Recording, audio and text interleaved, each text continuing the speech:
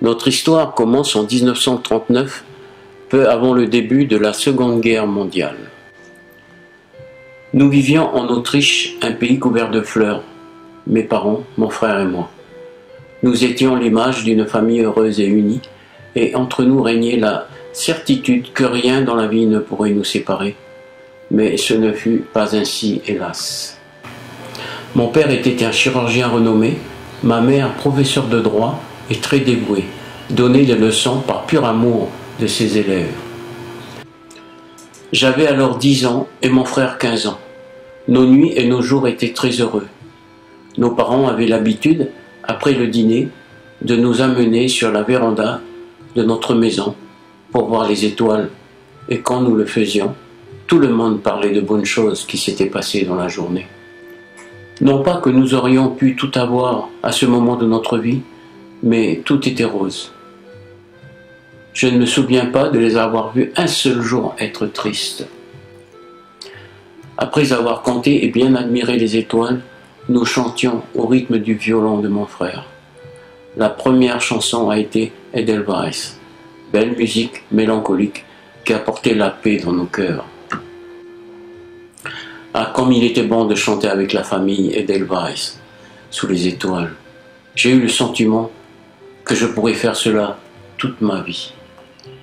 Mais le temps passa et vint la guerre. Cependant, j'entendais parler d'Hitler et il ne comprenait pas ce que l'homme serait, ce qu'il représentait. Et alors je continuais à aller tous les soirs regarder les étoiles, à côté des gens qui m'aimaient. Un jour, un terrible mois de décembre que je n'oublierai jamais. Nous avons dû partir. Je me souviens que mon père nous a dit doucement: nous allons devoir passer un certain temps sans voir les étoiles dans le ciel. Nous avons été arrachés de notre maison par des soldats et emmenés dans un endroit qui allait devenir notre nouvelle maison, appelée camp de concentration. Là-bas, nous avions perdu notre bonheur et j'ai pu voir pour la première fois le visage triste de ma famille. Je ne reconnaissais pas ces personnes qui avaient partagé avec moi notre belle véranda. Chaque soir, je disais à ma mère que je voulais voir les étoiles et chanter à leur sujet. Et elle me répondait, avec des larmes dans les yeux, que pour une courte période, la seule étoile que je pourrais voir était celle à 6 pointes qui était accrochée autour de mon cou, aussi belle que celle qui brille dans le ciel. Ils ont pris l'étoile de mon cou. Ils ont conduit mes parents dans une salle de bain, à partir de laquelle ils ne sont jamais revenus. Ils ont emmené mon frère dans un train. Je n'ai plus jamais su où il était. Ils ont pris mon sourire, ma joie de vivre. Ils m'ont volé mon enfance. Seulement, ils n'ont pas pris ma foi. Et donc, chaque soir au coucher, je fermais les yeux et doucement, je chantais Edelweiss. Et je pouvais voir les étoiles, mon père, ma mère, mon frère et la véranda de notre maison. À mon imagination, ils n'ont pas pensé. Ils ne pourront jamais me les prendre.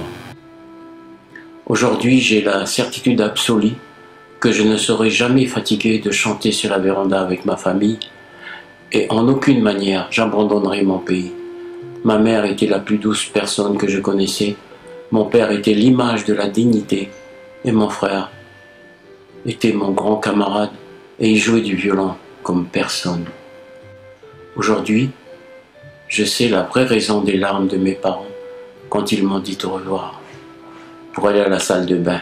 Et l'étreinte affective si forte de mon frère m'a donné cet après-midi quand il est monté dans le train.